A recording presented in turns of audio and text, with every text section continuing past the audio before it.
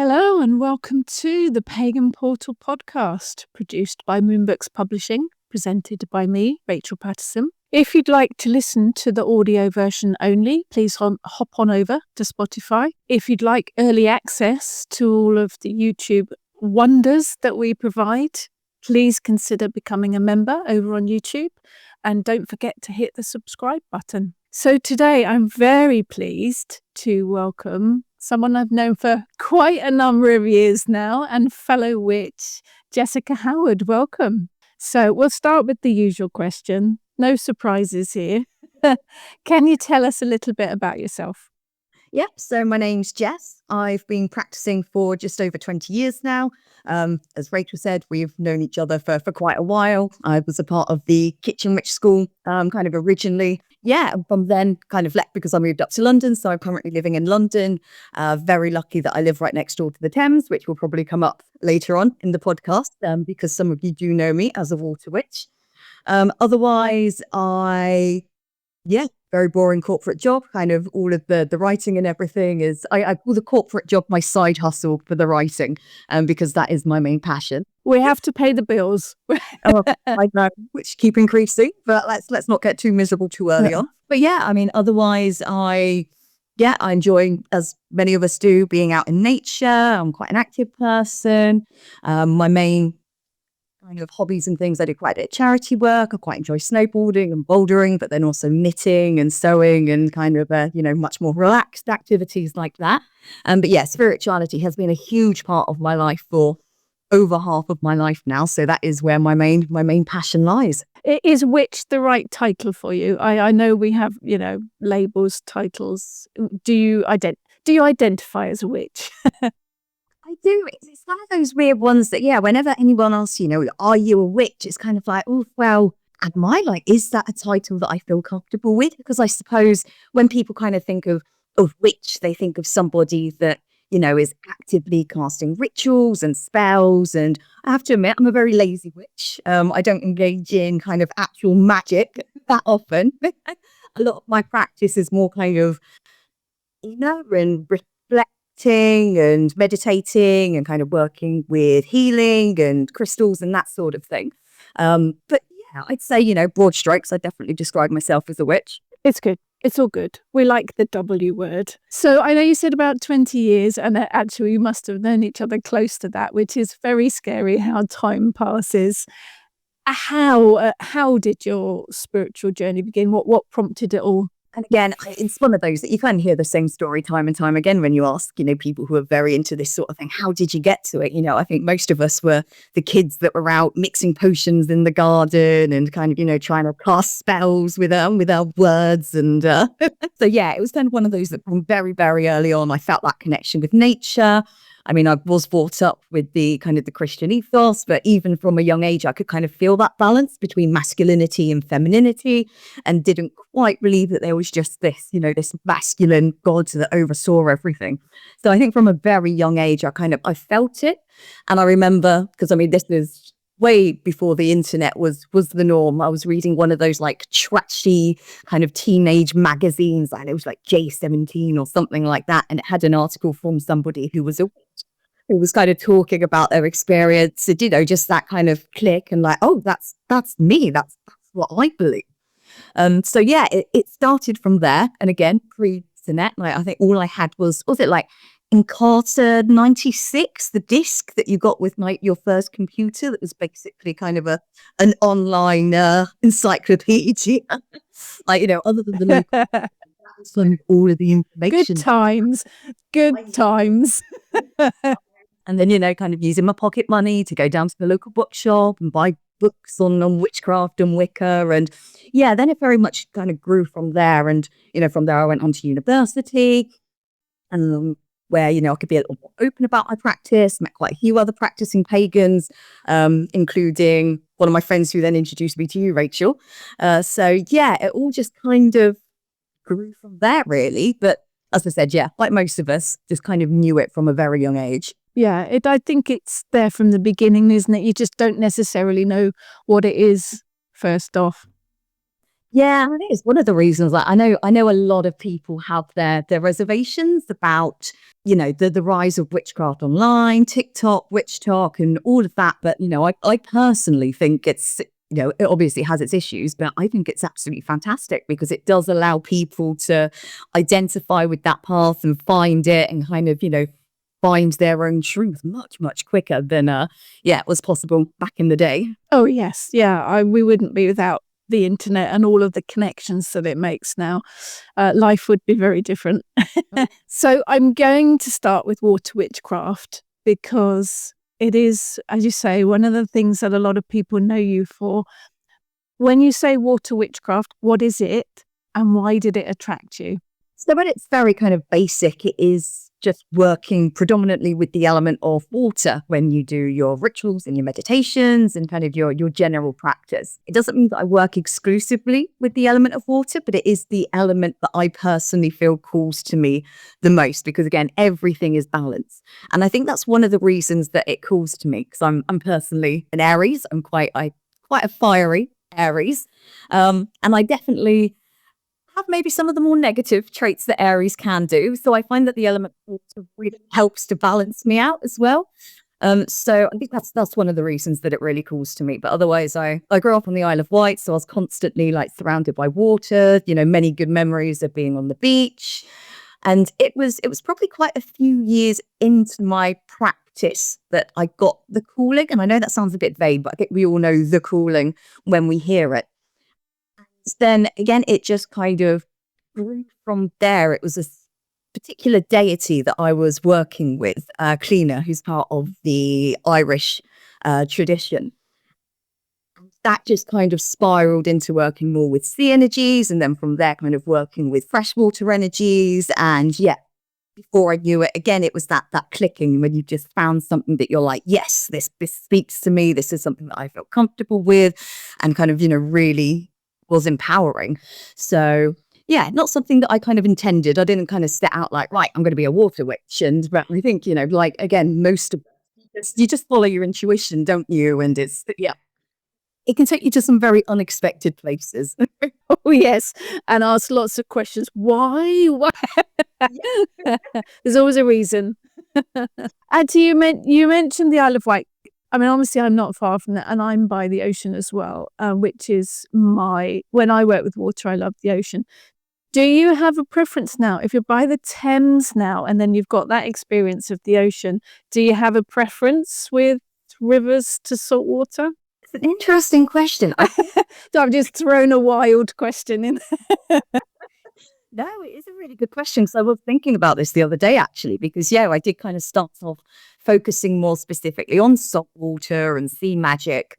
But definitely over the past few years, I think I have felt more of a calling from rivers and kind of bodies of water. And I think that is in part access to them because I live in the city now. So, the nearest sea is kind of miles away. So it is quite difficult to work with that. And I get a lot more out of my practice when I'm actively kind of working with those elements in nature rather than just kind of, sitting in a room and meditating on them, for example. So I think, having had more access to rivers and ponds and that sort of thing, it's really kind of influenced my path. And I find as well that river spirits are more interesting to work with. I know that kind of sounds a bit No, I can see that. Yep. Yeah. I've definitely encountered kind of more and more varied and interesting kind of spirits attached to lakes and ponds and that sort of thing. So yeah, that's been very, very interesting. It's something that I've been actively pursuing as well. Is the Thames it's ancient, isn't it? And it's got, as I understand it, so much history to it, and it is one of the places where people like to throw things in water, don't they? It's one of those historic things. They like to lob stuff into water. They've unearthed some amazing things from the Thames, haven't they? So I would imagine it.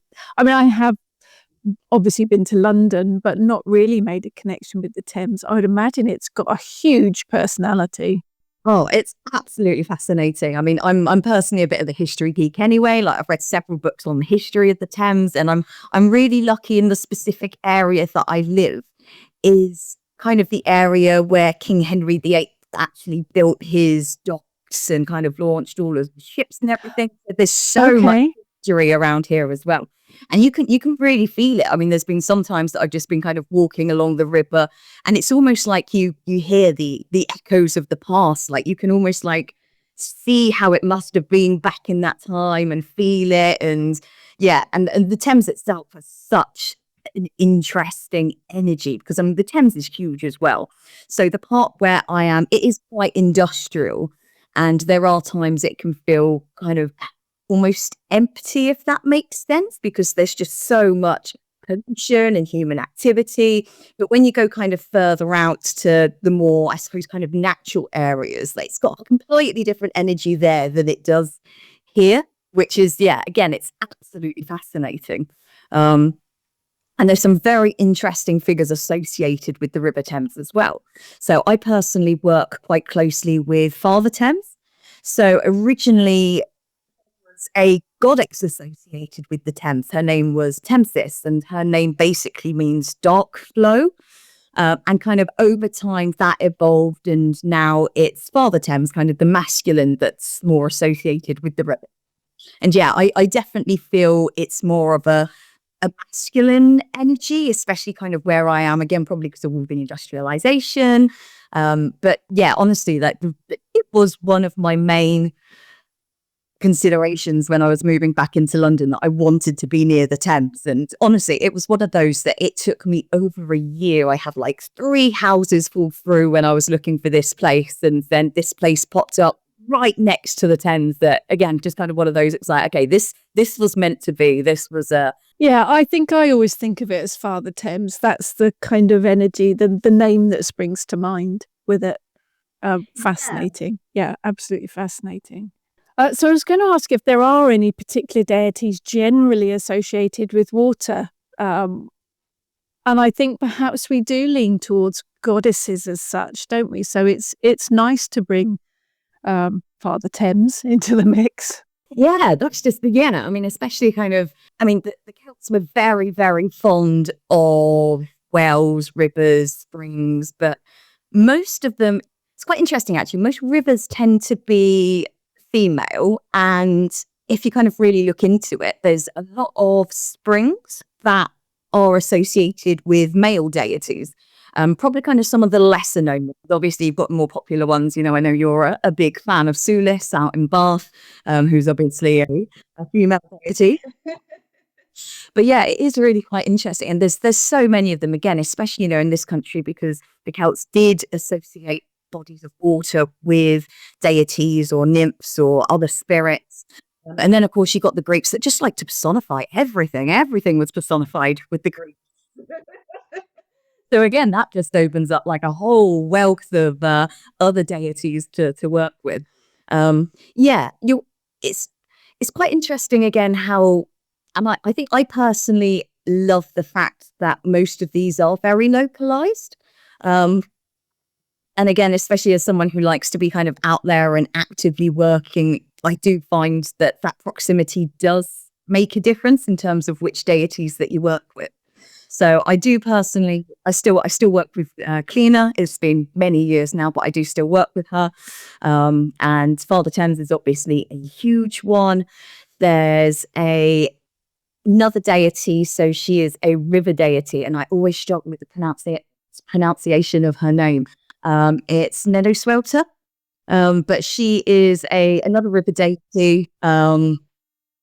But she's also associated, she's quite fascinating, because not only is she associated with water, but she's associated with the earth and with fire, and abundance. And I personally love working with her. She's definitely a deity of abundance. Silly little things like, I remember, you know, leaving the house once and I'd forgotten to pick up any money to buy myself some lunch, or, you know, take any lunch with me. And I was just like, oh, I just gotta please help me get through this day, because I'm going to be starving. Literally a minute later, found a £5 note on the floor.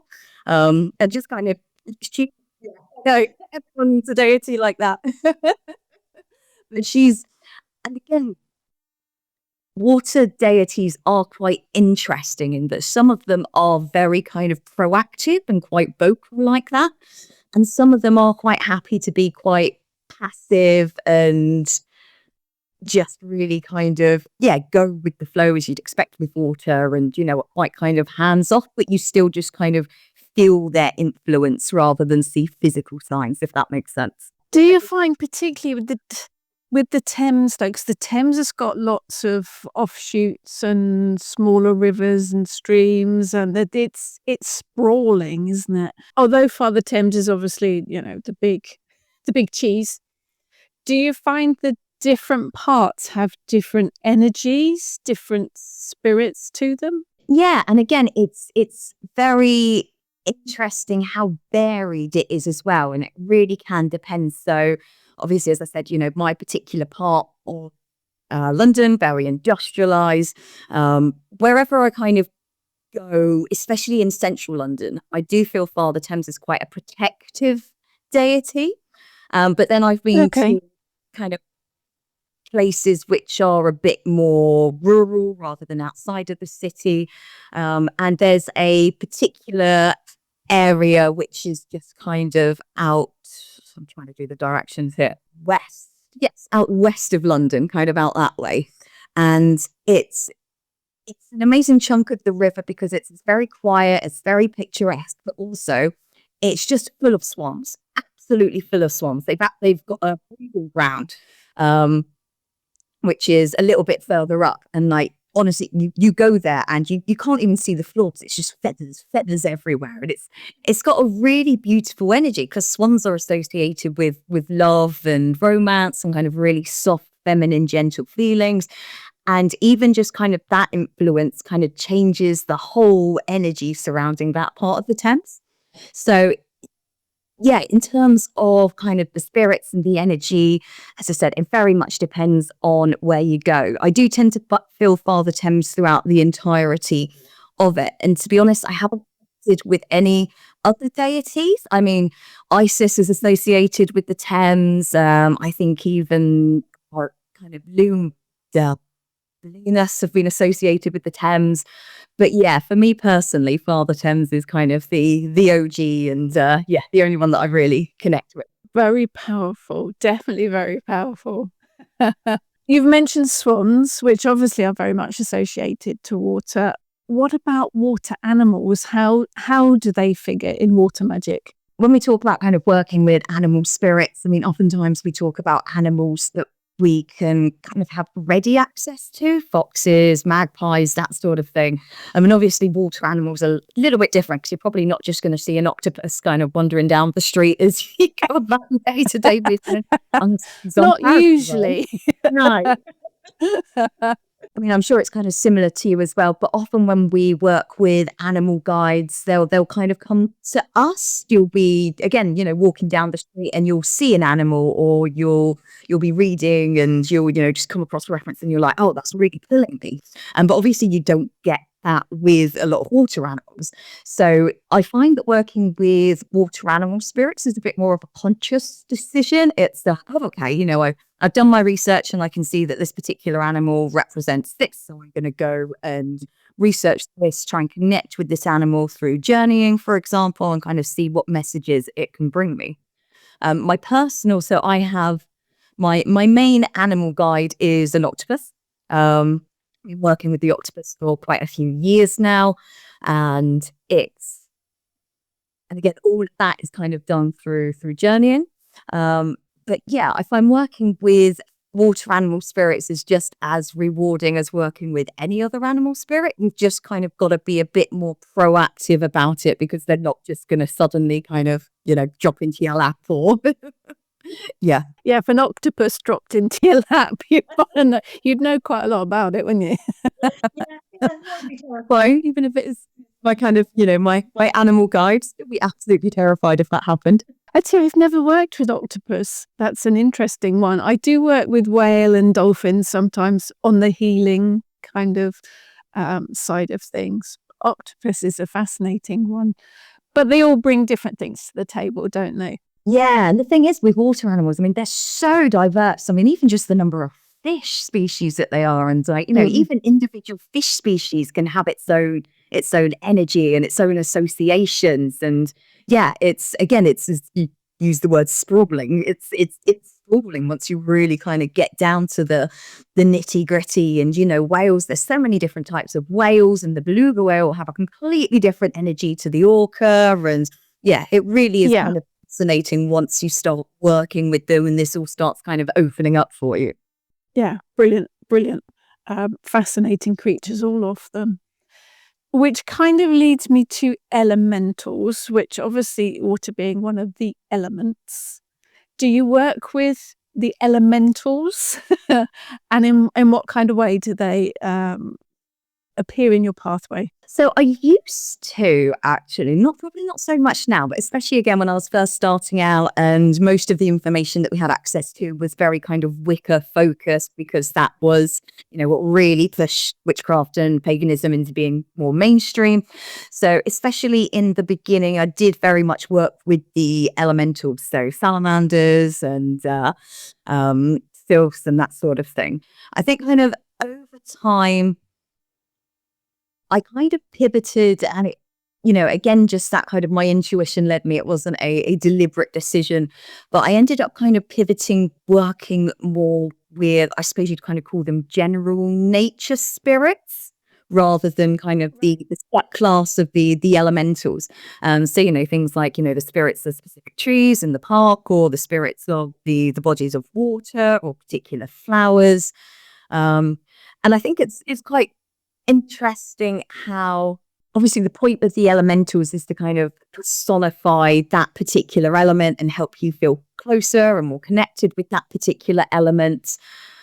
But it was just kind of one of those things that it just didn't quite click with me, like, especially kind of, okay, salamanders and fire, like, I understand why they're connected, but I just personally don't feel that. So actually, and again, this is a big proponent actually going out and kind of working hands-on in nature, that kind of by, instead of focusing on that more structured elementals, just kind of going out and kind of saying, right, yeah, I'm here, universe, who else is here? Who wants to listen? And just kind of letting those energies in actually became a lot more rewarding. So I don't really work with the elementals per se, but I do work with other spirits that are considered the personification of the other elements that are out there. It's a big pool to dive into, isn't it? So many different facets to it. Yeah. If someone's working with water magic, how would they incorporate it into the magic? How do you incorporate water into your magic? So one of the things that I like about water witchcraft is it's very easy to incorporate. I mean, hopefully most of us shower daily, if not, twice, once every couple of days. So even, I mean, I'm also quite creative, as I kind of mentioned in my introduction, and I quite like things like knitting and sewing. But recently I've got really into soap making. So actually kind of using herbs and oils to make soaps with particular intentions, such as cleansing or protection, bring self-love. So, even just kind of using those in the shower and saying a little mantra to yourself in the morning. Drink a lot of tea. I'm sure, most of us over here in England will drink a lot of tea. So again, just kind of, thinking about, okay, what's my intention for the day? What do I need? And choosing herbal teas that will kind of complement that. I mean, obviously, again, living next to the Thames, my commute to work, if I have to be in the office, I need to walk down the river. So, it's always nice to just kind of spend a moment connecting with those energies as I'm moving. I think as well, even just little things like kind of ritual hand washing, which is, it's as simple as just getting a bowl of water and, adding some essential oils of, either match your intention or just smell nice and kind of make you feel comforted. But even just kind of taking that time out to just sit and kind of focus on yourself and just kind of do a bit of a ritual hand washing and just kind of, asking the energies to bless you can be really, really powerful. So I think the two things that I really like about water witchcraft is, again, it's so easy to incorporate into your everyday life because there's already so much we do that kind of focuses around the element of water. And the second is that it is just so kind of simple. And I mean, the element of water, one of its main associations is kind of transformation and inner reflection. And I think especially, what with everything going on in the world, we all need to make sure that we're taking that time out to just practice a bit of self-care and, really make sure that we're looking after ourselves. And yeah, the element of water is absolutely perfect for reminding us of that and allowing us to do that. So yeah, I think if anybody is interested in incorporating the element of water more into their magic, then just start small. As I said, choose um, body washes and soaps that align with specific intentions. Have a think about the tea that you're drinking. Infuse your crystals in water, maybe not directly in water. Usually use like the double bowl method, so you're not, because a lot of crystals aren't compatible with water. Just need to put the disclaimer there. So just there's lots of little things that you can do, and I think it's quite interesting. And I mean, obviously, Rachel, especially because you're quite involved in mentoring people who are quite new into paganism. But one of the things that I always hear from people who are starting out is that, I don't have time. I don't have time to practice. I want to practice witchcraft and I want to practice the spirituality. I just don't have time. And I know we always talk about it being a lifestyle, but the only way that things become a lifestyle is you've got to actively build those habits in first. So again, just a little and often, and adding things into what's already your daily routine will make such a huge difference. Yeah, it's making it work for you, isn't it? And fit into your lifestyle. It comes together, doesn't it? We're not separate from our witchcraft. It's in our daily life. Yes, whether we know it or not at times. Yes. Yeah. Yeah. I think if you stop and think, sometimes you realize you're doing a lot of the stuff without even thinking about it, aren't you? Yeah. And I think it's again, I was just kind of having this, I know I'm going a bit of a tangent, but I was having this thought the other day because we like tangents. Yes, always love a good tangent. I tend to go off on many of them. So, but, I was having this thought the other day because, again, kind of having practiced for so long, and I was thinking, what can I do to kind of go deeper in my spirituality? Because sometimes, and again, kind of thinking of that label, because I do subscribe to being a witch, but kind of thinking now, at times, do I feel like a witch? Like, what's a witch supposed to feel like? And I think that for so many people, you've been practicing for so long, or it's so embedded that you just kind of forget that this isn't how you used to feel, or this isn't how a lot of people feel. And it's easy to just kind of, what's the word I'm looking for? Not forget, but not even recognize your own level of spirituality and practice, because it just becomes so normal to you. Yeah, I think we all do that at times, don't we? Sometimes I think it's good to go back to the basics just to remind yourself, oh, I'm doing that anyway. Yeah. That's one thing I do quite like doing every now and again, is just kind of spending a bit of time and going, okay, right, back to the basics, and, checking in with the deities, looking at things like, shielding and cleansing, because especially when there's just so much to learn, it's so easy to get carried away and I think that's another thing that I've kind of been pondering as well. Like, one of the things that I quite enjoy about witchcraft and paganism and practicing is that whilst there's always something new to learn, actually, I personally find a lot more fulfillment by just becoming better at the things I'm already practicing, rather than it kind of being like, right, I've done Oracle, move on to Tarot, right, I've got the basics of Tarot, now let's move on to this. Actually, it's so much more rewarding kind of sticking with something and just focusing on becoming better at that particular practice. Yeah, that's we forget that. I think we are always looking for the next thing, or striving for the certificate without actually enjoying the journey and getting the most out of practicing. Yes, very wise, very wise. So I'm gonna leap now from water off of my diving board, from the water into lithomancy, because I know it's one of the areas that you actually love working with. Can you explain what lithomancy is and how it works? Yes. So lithomancy is the art of kind of divining the future, or taking a look at your own subconscious by using stones, essentially just regular garden stones or crystals. Each of these will have a particular meaning assigned to it.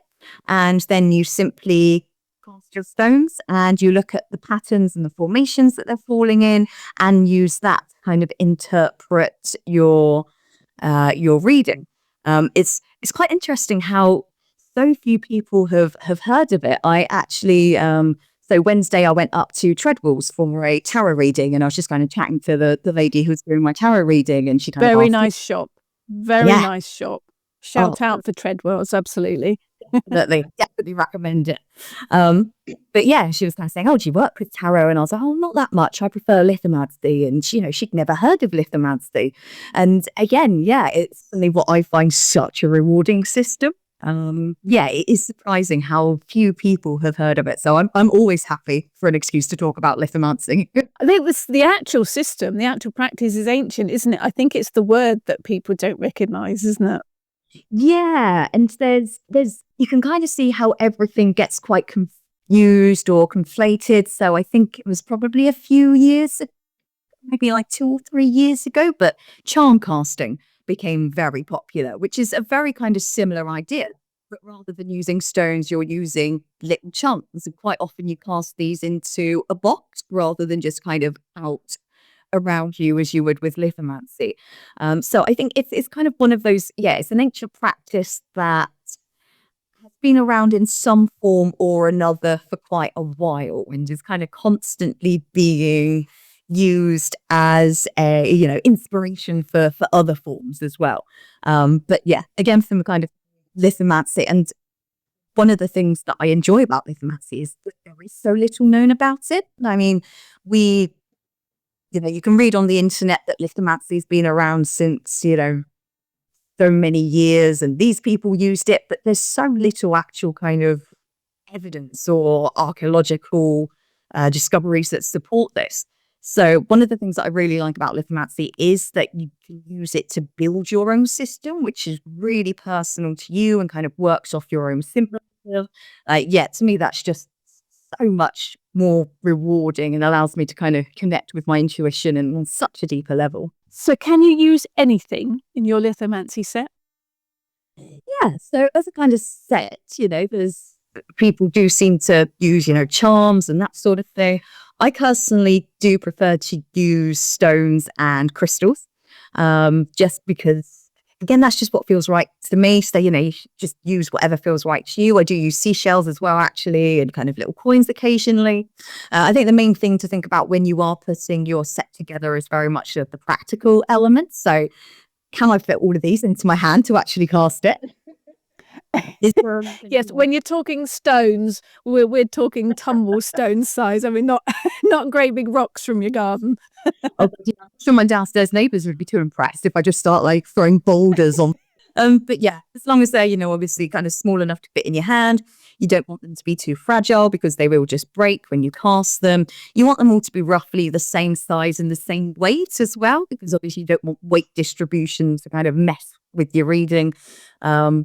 So yeah, you really can use anything. And again, it is just a case of just trusting your intuition. And especially when building sets, I'm kind of, I've picked a crystal and said, right, okay, this crystal is going to represent this thing. And then I've actually kind of worked with that crystal and it goes, actually, no, I want to represent this other thing. So it's like, oh, okay, then I guess we're going there. Well, I guess we're doing that now. So yeah, it just gives you complete freedom, which is one of the reasons I love it. Have you got any particular items in your set that are your favourite to work with? So I have quite a few sets because again, it's just fun building sets. Probably my favourite set is actually the very first set that I made in one of your kitchen witchcraft workshops, Rachel. That's going back a while. I use that to this day, and that is mostly just kind of some small crystals. There's a 5p coin in there. There's a seashell, but so that's definitely my favorite. I think the other two sets that I've made, one of them is a set which is kind of specifically based off of the chakras and the 4 elements, and is kind of used to help you look more at kind of where there might be energy blockages in your body and what you can do to unblock those. And then the other set that I work with that I quite enjoy. So obviously with tarot cards, you can get tarot cards that represent everything. I mean, Buffy the Vampire Slayer and I have a Star Trek set. Yeah. But I decided why why not apply that to lithomancy? And again, being like Lord of the Rings nerd, I designed my own set based off of Lord of the Rings characters and kind of assigned each stone. Yeah, like based off of the Lord of the Rings characters. And yeah, I love it. It's just so much fun having that freedom to create your own sets. And so yeah, these are probably the main ones that I work with. So have you got a specific routine that you use before you do a reading? I'll be honest, I think, as I said earlier, I'm a very lazy witch. In terms of routine, I think at the very, very least, I'll kind of just run my hands under cold water just to kind of, help get rid of any negative energies, just like a really mini cleansing. I'll meditate for a few minutes and just kind of clear my mind. And I think just make sure that I'm in the right mindset for practicing something like divination. And then just, really kind of focus on my intent. To be honest, that's probably as much ritual as I do. There are times that, I'm just in the mood to be a little bit flamboyant. So I might have like a full-on ritual bath and I'll burn incense and I'll, light some candles and, I'll make a special tea that's been infused with amethyst and sage and chamomile and herbs like that to kind of, help me connect to the energies. But yeah, to be honest, that's quite rare. I'm very lazy most of the time. No, practical. We're practical witches. Who's got time for all that? Like, especially with divination, it's usually kind of, actually, I've got this question, or I just thought of this thing. I'm going to ask the stones, and you don't want to mess around doing elaborate rituals. I usually find that when it comes to divination and lithomancy, it's quite a spontaneous act rather than something that you need to plan ahead for. So do you have a cloth or a layout, something that you throw the set onto? I have a rug that cost me $7.99 from HomeSense that I use to throw my stones on. Wooden floor, downstairs neighbours, don't want to be annoying them with stones happening everywhere. And also it's best to use a mat or something like that because, the last thing you want is your stones just fly off under the sofa and then you've got to spend 15 minutes trying to dig it out. So yes, whilst I don't have anything formal in terms of what I use to cast my stones on, I do prefer to use a mat or something just to protect the stones themselves. You can get specially made cloths or even just design your own. There's a few ways that you can read lithomancy. So one of them is to just kind of cast the stones out onto a bare surface and then kind of read the patterns. One that I particularly like, which is more to just kind of give me a quick snapshot of the week ahead, is by using a grid. So you can use rope or string or kind of anything else to create a circle in front of you. And then you can use that string to divide the circle into sections. And you can assign different meanings to each of those sections. So, if you're just doing, a general future reading, you might have a section which is for love, you might have a section which is for career, you might have a section which is for health. And then you simply cast your stones onto that and kind of look at the sections that they've fallen into and then interpret that. Or you might want to split it into, 12 sections, each section representing a month of the year, and do a reading like that. So you can get specific cloths which already have those designs, or you can make your own. And I do actually, my general one is just a piece of cardboard that I kind of printed something out online and stuck on a piece of cardboard and cut it out and used that. Again, there's so many different ways of doing it, and you can really kind of be creative with what you do. You don't need a map, but if you do want to use a map, then you can kind of take, a map to the next level and really start decorating it and, actually incorporating it into your reading. Definitely something that you can personalize to make it work for you, which is, I think, to me, that's witchcraft, isn't it? About personalizing or making it all work for you. Perfect. Absolutely. Everyone's intuition works slightly differently. And half of the fun's just working out how your intuition speaks to you and then coming up with ways that you can, lean into that. That you mentioned you have a tarot deck. Do you work with other forms of divination? I do, but definitely not as much as lithomancy. So my tarot deck is actually here. It's just, I've got a few, but this is the one that I tend to work with. It's just a Biddy Tarot deck. It's a little bit smaller than regular tarot decks, which I quite like because I just have very awkward hands when it comes to shuffling. So, yeah, I prefer small. Oh, I'm rubbish at shuffling. Yeah, it's a good way to end up with just the cards everywhere.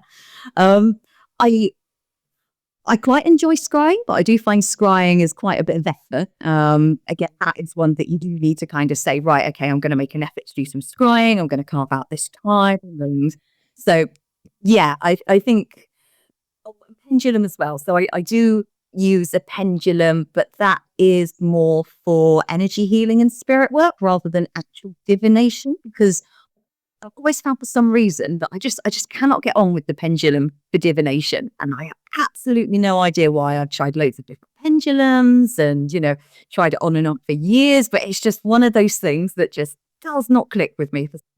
Well, we all have our areas, don't we? We all have our specific areas that some things resonate, some things don't. So are there any particular areas of witchcraft that you particularly work with that are your favourites? I think on a whole, obviously, water witchcraft is still a huge part of my practice. And actually kind of getting out there and working in nature is again, a huge part of it. I really enjoy working directly with nature and the spirits associated with natural places. I'm also really into energy healing. And quite recently, very, very recently, I have been kind of looking at more kind of psychopomp work and kind of the energy healer as the psychopomp, which is something I never ever thought I'd get into. I kind of always had one rule, which is I do not mess with the dead. I don't want anything to do with it. But again, as we kind of mentioned earlier, that life has an interesting way of just taking you down these little paths, and suddenly you're like, oh, okay, I'm doing that now. So, yes, actually, kind of looking more into working with not just nature spirits, but more, I suppose, kind of ghostly spirits, and how a healer can help them to move on and work with the souls of those that have departed. So yeah, it's again very, very unexpected pivot, but that's where my fascinating, fascinating work. Yeah. So, I think that's probably one of the areas that you have to be called to do, isn't it? Yes, and that's very much what happened. I very much kind of got a calling from a particular spirit to help them, and it was kind of one of those that after I did, I was like, oh, okay, that's not too bad actually. Like, I'm quite let's follow this. Let's see where this leads. So, yes, never a dull moment. So to finish up, last question for you: what new adventures or projects are you working on, or do you have planned? Oh, so I am very much one of those people that I get really excited about something, and then I'll work on that, and then I'll get distracted by something else, and I'll get really excited about that. So I constantly have a million projects on the go. And one of the things that I can relate. One of the things that I am trying for this year is to be a bit more consistent with content that I'm putting out. So I have a blog on my website, which is called the Weekly Witch Blog, and I think maybe the past 2 months might actually be the only time that it has been a weekly vlog rather than a monthly vlog. So yeah, just focusing on the blog posts out there. First Monday of every month, I'm putting out guided meditations. I'm also looking at doing book reviews. So I'm kind of trying out a new format called the 1-minute book review, which is where I attempt to review a book in under a minute. So I am just kind of focusing on putting a lot more content out there. And again, all just kind of things that I've wanted to do for a while, just never had the time. I'm planning on updating my website. So my website, I do apologize if anyone is familiar with my website, because it's not great on mobile. And I know that a lot of us use mobile now. So I am focusing on completely overhauling the website and making it a lot more user friendly, which is not a small task. I have a book coming out in 2026, which is on energy healing. As I said, I'm quite interested in energy healing. Otherwise, I've got about 3 other book proposals on the go. And at the minute, it's just working out which one of those I'm going to stick with enough to make the cut. So yeah, quite a lot going on. I think personally as well, whilst that's all kind of very, writing related, one of my main goals for this year is to try and live as sustainably as possible. So even just down to things like I I've learnt to sew. I like darned my first pair of socks the other week rather than just like chucking them out because they got a hole in them, like actually kind of mended them. And so I am very much focusing this year on just trying to completely kind of cut unnecessary waste from my life. And yeah, which has been a very interesting challenge so far, but definitely a very rewarding one. Yes. It's frightening, isn't it? It's frightening how much stuff we throw away. Scary. Brilliant. Thank you so much for joining us. It's been fascinating. For anyone that's interested, remind us of your website address again. www.thecottagemystic.com. And if anyone's interested in water magic or lithomancy, Jess has 2 books out with Moonbooks on both of those subjects as well. Thank you for joining us. Thank you to all of the listeners for listening and all of the watchers for watching. Join us all again next time on the Pagan Portal podcast. You have been listening to the Pagan Portal podcast, a Moonbooks Publishing production.